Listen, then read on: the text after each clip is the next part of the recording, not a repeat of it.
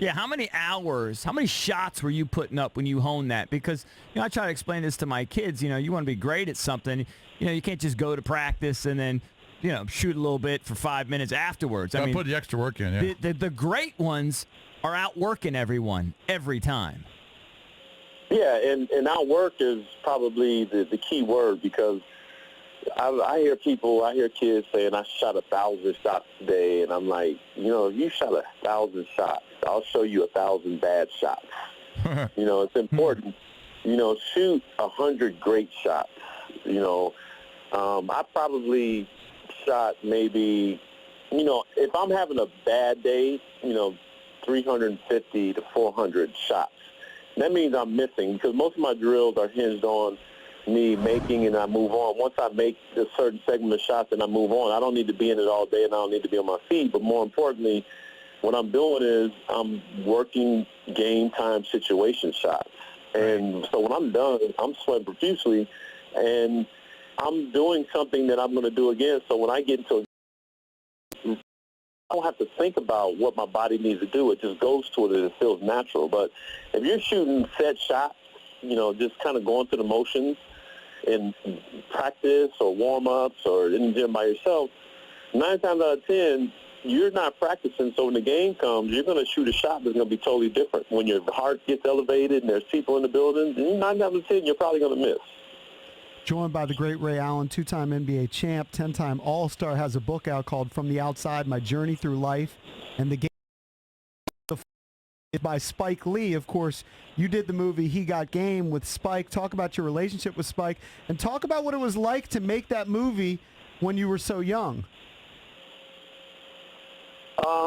Well, it's one of those things that we pass up so many opportunities because you think about, I need to hang out with my friends, or I need to go here or go to this party. And I didn't want to be that guy that said, hey, that movie He Got Game? I was supposed to be in that. There were a lot of athletes that got offered an opportunity to come audition, but they said no. And now guys are like, that was supposed to be me. I was supposed to be in that role. I was like, no, I was supposed to be in it. I'm the guy that's in it. I was the one that's supposed to be in it. But what happened was I put my fortunes into play, and I allowed myself to have the opportunity just by showing up. That was half the battle. I said, okay, I'll come in and I'll audition. And if I got the lead part, or if I just had a part in it, I was going to be something associated with this movie. And Spike and I, to this day, like we have a bond. And I'm sure he has a bond with, most of the people he's acted with, but, between basketball and doing He Got Game and possibly, hopefully in the future, doing a sequel, we will forever be connected. Ray, how close were you to coming back and playing after your last year with Miami? So let's say 2015, maybe 2016. Were you really contemplating coming back and, I don't know, playing with LeBron, or, I don't know, going out to L.A. and playing with Kobe? I don't know. Or did you know after the 14 season that you were done? I didn't know.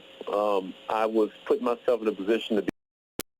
And I basically, took the approach that if a team had an offer or something great position-wise for me, that I would certainly listen to it. But there was nothing or nobody that, came to the table and made anything presentable. And that was, to me, the telltale, because it wasn't about me. If I had won 2 championships before, then, I would have been off the couch quickly. But, there wasn't anything enticing that had me, rushing to get back out there, because I didn't want to go somewhere and be going through a season and, you're playing 82 games and every day you're walking into the arena and I'm sitting on the bench, right. From the start of the game. Well, let me ask you this. Did LeBron personally ask you to come join him in Cleveland?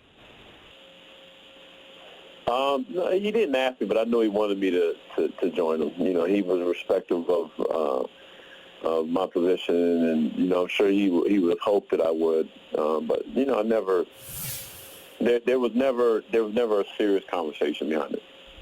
Let's talk a little NBA playoffs right now. I don't know how much of it you're watching. We're, of course, based in D.C. Kind of want your perception on the Wizards. You did play against Bradley Beal and John Wall. They've been around for a few years. Not necessarily young anymore. And the last couple seasons, they can make it to the second round of the playoffs. They never get through. What's your perception of the Wizards, John Wall and Bradley Beal?